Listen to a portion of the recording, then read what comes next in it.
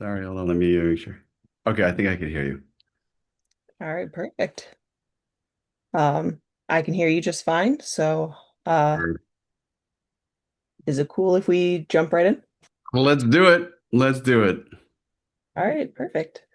Um, I apologize. A thunderstorm started a couple of minutes ago, so if there's loud crashes of thunder, that's it. Well, no worries. My 10-year-old son is next door playing video games with his friends, so I'm sure you'll hear a few, "Oh my God, let's go." All right. Not a problem, not a problem.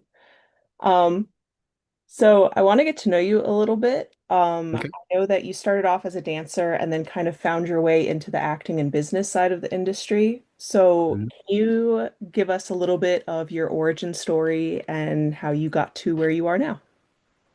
Yeah, dude, you hit it.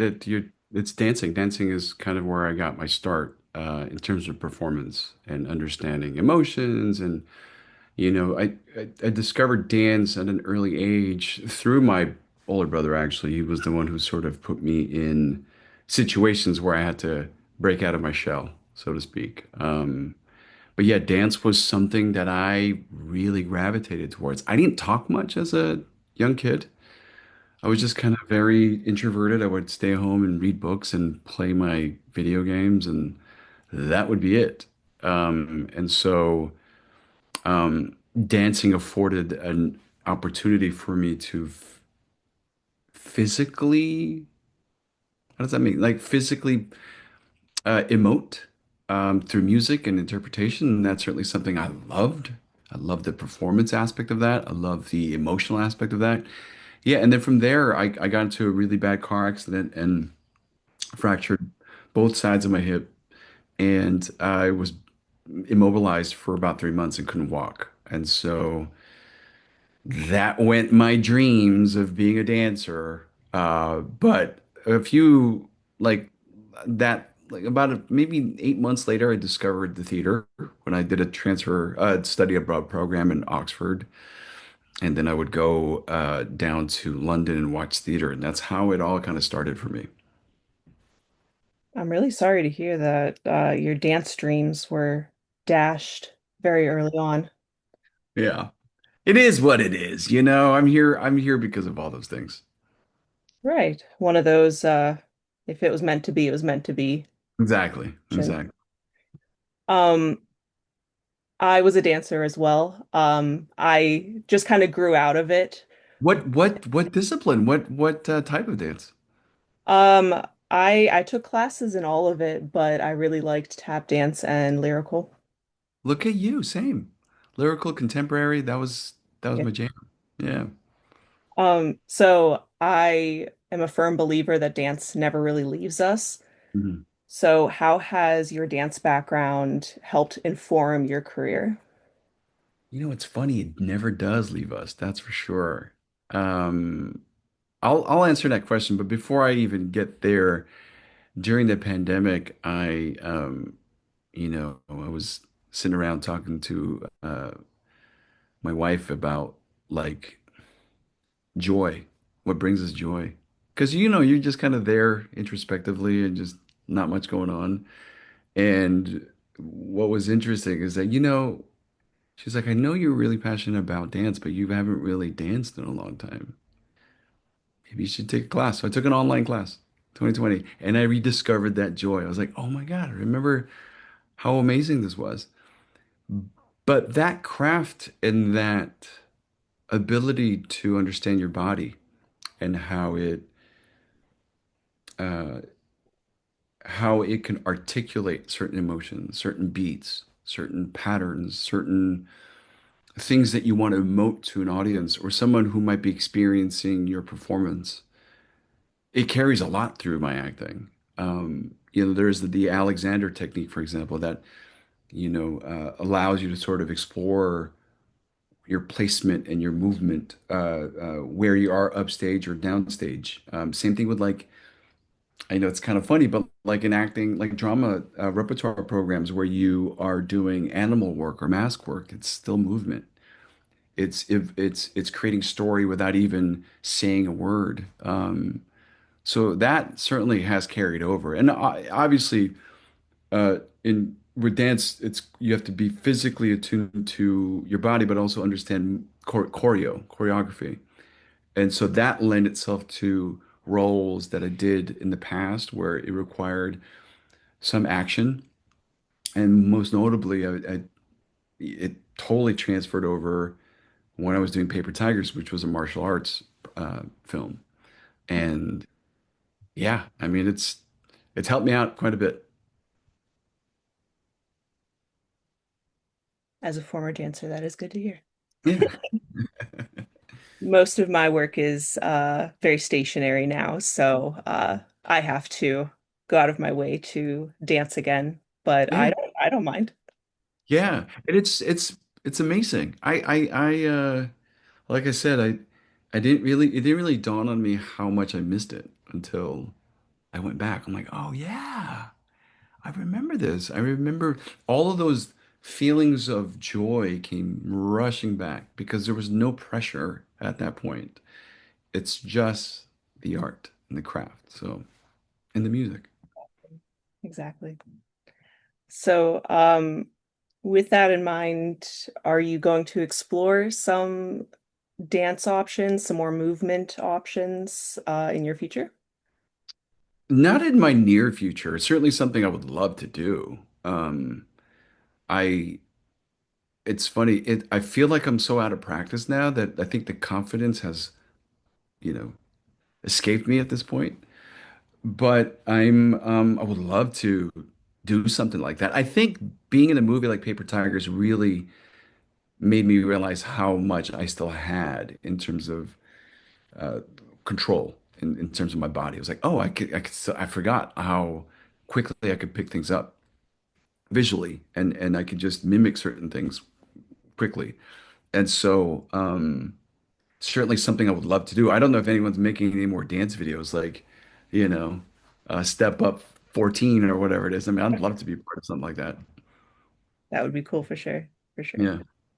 But yeah, no, it really is like riding a bike. So, Yeah, truly. um, well, I'm definitely looking forward to some dancing and some movement out of you. But you're really busy at the moment, with all of the shows that you're in, with the latest being Ballard, which Yeah. is kind of what I've catered my questions to. Right. Um, that released recently, so congratulations on that. Thank you. What can you tell us about the show? It is the continuation of that Bosch legacy universe that Michael Connelly created in his books. Ballard, first of all, it's shot in LA, and there's not many productions being shot in LA as of late, and so it was such a privilege to work on something where I didn't have to travel. I was like, great, I get to stay home. I could wake up, drive to work, and come back.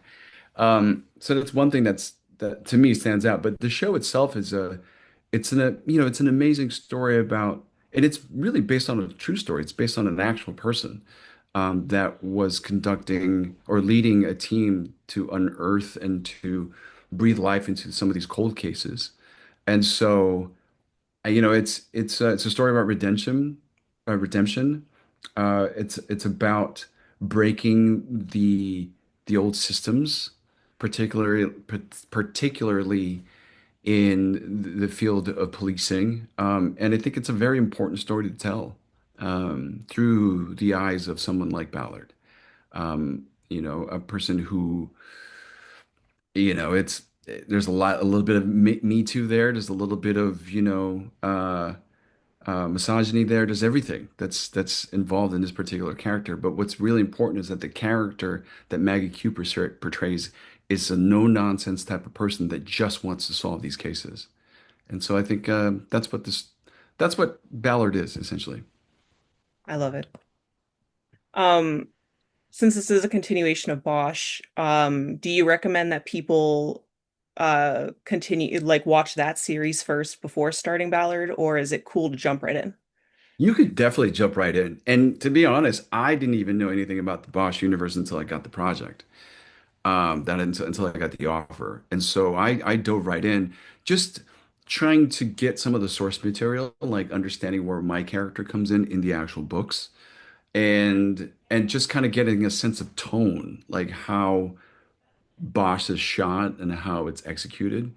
But other than that, you could definitely jump right in. It's not something where you need a lot of homework or knowledge to really understand what's going on. Yes, it is a continuation of the universe, but it's its own separate storylines. And um, the character Bosch does come in, and it's pretty funny how it's revealed in that first pilot, that first episode where you're like, oh wow, this is great. He actually gets to come in and play with Ballard a little bit. So if you're a huge fan of him and who Bosch is, you get a little bit of sprinkling of that. But more or less, it's something you could definitely just jump right into. Perfect, perfect. And you play Nelson Hastings. What can you tell us about who he is and his role in the show? He is the thorn in the side of Ballard. He's the one guy. I've been playing a lot of these antagonists recently, and I've really enjoyed it. But this is one of those characters that's just outwardly in her face, and with reason, with reason. Like he's trying to make sure that his council, he's the chief of staff of a councilman in Jake Perlman. So he's trying to ensure a victory for his guy. And so there's a lot riding on Ballard's success to solve a particular case that gets unfold as the season goes on. And so I am that one, thorn, maybe a carrot that's being dangled in front of Maggie, just the rock that's in someone's shoe that's annoying but you can't really quite get rid of, but you got to still walk. So I am that obstacle for Maggie in a myriad of other obstacles that she has. I love it. I love it. But yeah, it is kind of in the same vein as some of your other roles. So when you audition for roles, are you looking for that, or is it just something that has become a pattern? I wish I was in a position where I could say, "Oh, I'm looking for something like this." That's certainly not the case. You know, I'm still in the place in my career where, I still have to audition. Sometimes I get offers, but it's very rare that I get a chance to really, you know, manage my career in that way. Um, it just so happens that, I was talking to an executive about this recently at a party, and, you know, she said the reason why um, they loved me for what's it called for the role of Feng in The Cleaning Lady is because it's kind of casting against type. She's like, I see you as a very affable, kind person, but wouldn't it be interesting if you have a bit of a mean streak and there's a bit of a secret there? And I think that carries over to a lot of the roles I've been booking recently or being offered recently is because it does. I'm definitely not any of these guys. Like I'm just not. I'm not. The first thing they teach you in acting classes or in drama school or in theater is that don't judge the character, understand the character, but don't judge the character. But if we were to judge these characters as me, as a person, I go, wow, I don't think I could live or be able to sleep soundly at night for some of the things that these people do. But yeah, I think they're fun characters to play, but I've just for whatever reason, if it is true what that executive told me, then I think it makes sense. It makes sense to cast me for characters like this that kind of a bit subversive to the visual, I suppose, or the initial um, um, reaction to me coming on screen. It's like a little narrative surprise. Yeah, it's like, oh. But you never know. It's going to be one of those things where it's like, this guy's always a weird guy. Like, there's something always going on with this guy. Every time I see a thing on screen, he's up to no good potentially. So maybe at some point it's going to revert back to that. Hopefully. Hopefully. Um, what's been your favorite part of playing him? Besides sharing the screen with Maggie Q, I mean, that's like the most awesome thing is that. I've been a big fan of hers for a long time. Um, and the suits are always fun. No, I to be to be really specific, I the whole purpose of embodying characters is you get to live in their shoes for a little bit.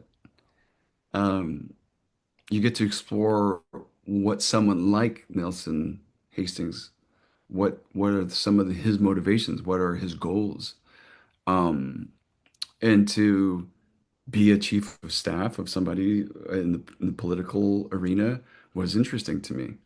Uh, so those are the things that I really enjoy about Nelson is understanding the motivations behind some of the things that he was doing to help push his candidate forward. Um, it's mind-boggling sometimes what the lengths that they go to.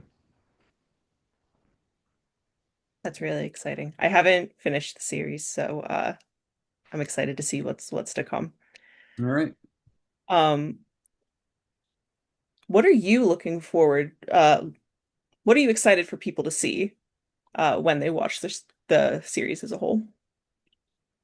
I'm really excited to see or feel or hear the response of not only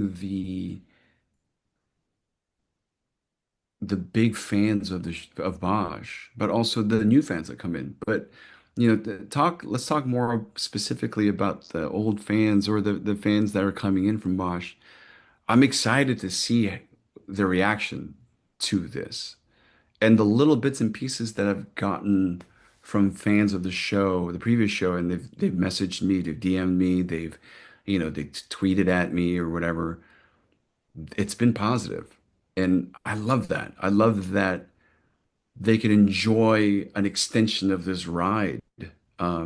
There's nothing like watching a show and then being in love with the world, and then all of a sudden it ends, right? So I love seeing the joy of the true fans of the show. And, getting the response that I've been getting with new people that have never even seen the show, and how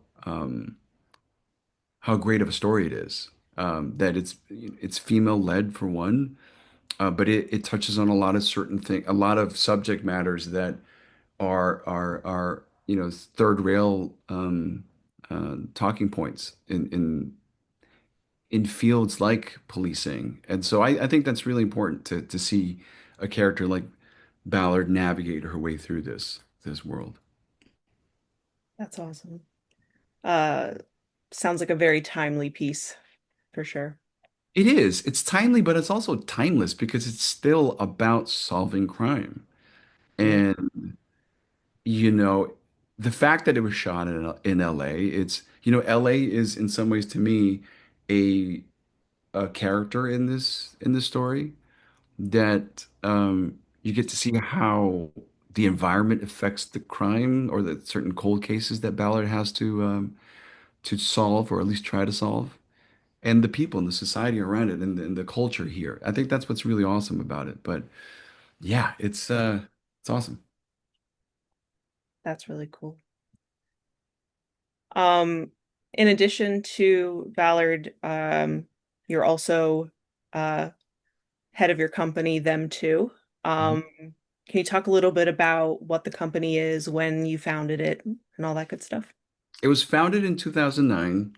I say founded, but it was kind of loosely created by then.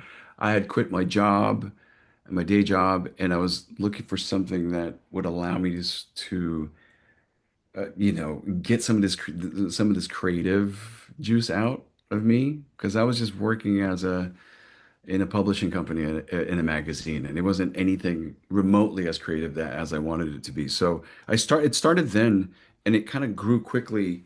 Like within a year, I was pitching commercial campaigns to MGM Grand Resorts, for example, or like our a bunch of ad agencies were starting to pick us up as the SAG signatory production company, meaning like these ad agencies are SAG signatory, but they needed somebody who's non-union to be able to produce quality work without having to have the restrictions of an age of a union. So that was where we really cut our teeth in production. So we produce we in the beginning we produce a lot of interstitials, commercials, photo shoots, e-commerce, music videos, and then we started to do more narrative stuff because that's kind of where I wanted to go. I wanted to tackle a new thing. So around 2017, 2016, we started to explore the possibility of producing content or stories. And so a lot of people submitted their shorts. And, I picked several of the ones that I thought were really strong and started producing those. And so that's kind of where we're at now is that we still produce a lot of commercial work for certain brands we've maintained relationships with. Um, but we're now moving towards a more narrative foundation. And so I'm partnering up with Zero Gravity, my management company, in developing a lot of the things that I've written in hopes of it being produced at some point in the future. That's really awesome. How do you balance all of that with your acting? Because that's a lot. It's a lot, but you know what? There's no such thing as balance, right? It's no matter how much you think you can do everything at once, you can't. Um, what I do is I'm purposeful with my time. That I give myself grace that if I'm focusing on something, make sure to focus on it as best as I can and get it done as best as I can and make sure that you have no other things that are bothering you. Because once you put something down, you got to make sure that you're not holding on to it while you're working on something else. That's going to be the death of that thing that you're working on. So that's how I sort of navigate my way through this. There is a lot of time in your day, I've discovered ever since I became a father. I was like, oh, I didn't realize how much time I wasted. And, understanding that, there is a human being that I have to parent, and that requires a lot of watering as well, makes the other time that I have more precious, and I'm more purposeful in the way I approach the work. So you're right. But the other thing is, I'm only acting when I'm acting, and even when I am acting, I'll work maybe 2 or 3 days out of the 7 days that requires to be shot for an episode. What am I doing for the other 4 days or 5 days? So there's time. There's always time to be able to to uh, to create something for the company. That was really good advice. Yeah, There's always time to create. I like it. Um, that's one of the things I tell my son all the time is that Um, it's funny. I was watching this documentary, a Billie Eilish documentary during the pandemic, and her parents were saying something about how we wouldn't let them stay up at night or late unless they're doing something creative. And so that's certainly something I'm instilling in him is like, there's always time to do, if you're doing something creative, like exercise that out, get it out of your system because it's just going to sit with you and it's just going to, marinate in your brain and it's going to take up a lot of your bandwidth. So get it all out. I like it. And I definitely agree that it'll just kind of explode out of you. It'll fester inside of you, man. It's. Um, so what's up next for you? I've got a show coming out this fall. It's season 3 of Power Book 4 Force, the Power Universe, where I play the character Bill Sang. Um, it is the final season, or the final season of the show, where we finally get to see how Tommy Egan, the main character, navigates his way through the corner in which he put himself in. And my character is certainly after him in that regard because I'm on the side of the law. But like anything else in that universe, it's all gray, right? There's no black and white there. But that's something that people could see after the show makes its after Ballard makes its run. That's coming up. I've got a few other projects that I'm developing with Zero Gravity that I mentioned earlier that I'm hoping that we could finally, break ground on later this year. Nice, nice. Are those still in like very early stages, or is it something that maybe we can expect in the next like couple of years? It's kind of middle stage right now. The biggest hurdle is getting somebody interested in whatever you're creating. And Zero Gravity has expressed great interest in developing something around me. So I've pitched several ideas, and several of those ideas have caught the eye of the main guys over there. So we're rewriting at this point. And then the next phase at this point is trying to get people attached to it. And people that's on my wish list of showrunners or directors or actors. And so from there we can move from there. But like it's past the early stages. It's kind of in the middle development stages. But as many people might be listening to this or reading this, is that we could be stuck in development hell for a long time. So we'll see. Well, my fingers are crossed for you. Thank you. Thank you.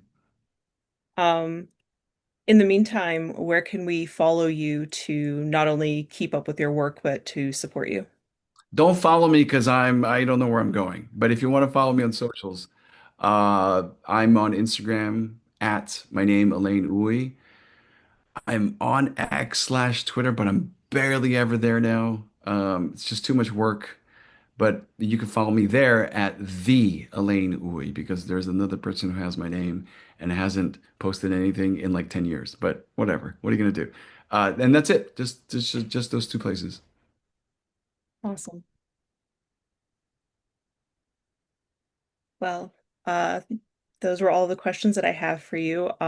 Thank you so much for chatting. I'm very much looking forward to finishing Ballard and catching up with Power Book and seeing what Zero Gravity brings. Awesome, Beth. Yeah, don't slack on that show, man. You gotta watch it.